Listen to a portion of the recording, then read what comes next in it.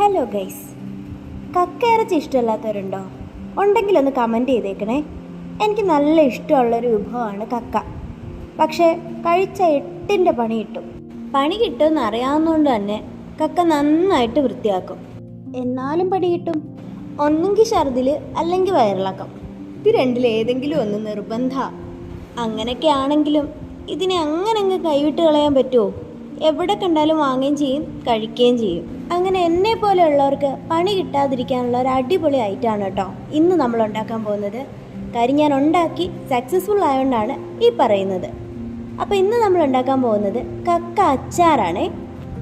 ആദ്യം തന്നെ നമ്മൾ കക്ക ഇറച്ചി ഉപ്പും മുളക് പൊടിയും മഞ്ഞൾപ്പൊടിയും ഒരിത്തിരി മസാലപ്പൊടിയും ചേർത്ത് മാരിനേറ്റ് ചെയ്ത് ഒരു 15 മിനിറ്റ് വയ്ക്കുക.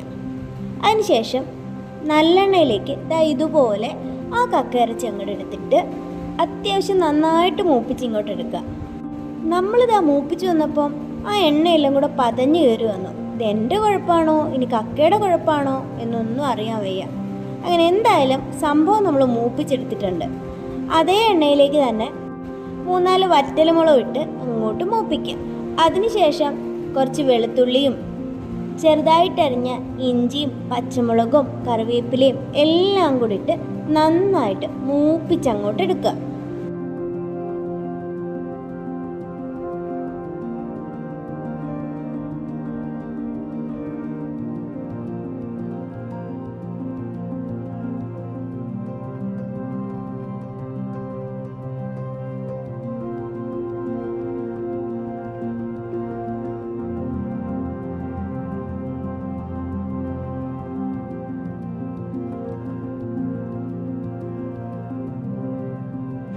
അപ്പോൾ എണ്ണ കിടന്ന ഐറ്റംസ് എല്ലാം കൂടെ മൂത്ത് വരുന്ന സമയത്ത് കുറച്ച് കുരുമുളകും പെരുംജീരകവും കൂടെ ചതച്ച് ഇതിനകത്തേക്ക് ആഡ് ചെയ്യുക.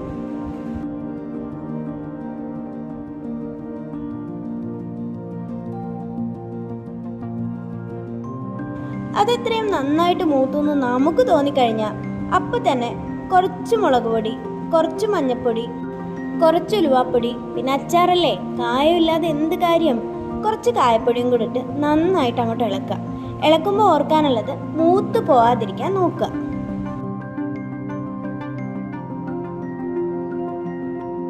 ഈ പൊടി ഐറ്റംസ് ഒന്നും കരിഞ്ഞു പോവാതെ മൂത്ത് വരുന്ന ആ ടൈമിൽ നേരത്തെ വറുത്ത് കോരി വെച്ച നമ്മുടെ കക്കയും കൂടെ അങ്ങോട്ട് ആഡ് ചെയ്യുക. പിന്നെ ഞാനിവിടെ വീഡിയോ എടുക്കാൻ വിട്ടുപോയൊരു ഐറ്റം വിനാഗിരിയാണ്. ആവശ്യത്തിന് വിനാഗിരിയും കൂടെ ഒഴിച്ച് നന്നായിട്ട് മിക്സ് ചെയ്തെടുത്ത് കഴിഞ്ഞാൽ നമ്മുടെ ഒന്നാന്തരം കക്ക അച്ചാറിവിടെ റെഡി. അപ്പോൾ ഇനി എല്ലാവരും ധൈര്യമായിട്ട് ഒന്ന് ചെയ്ത് നോക്കിക്കോളൂ. എന്നിട്ട് ഫീഡ്ബാക്ക് അറിയിക്കണേ.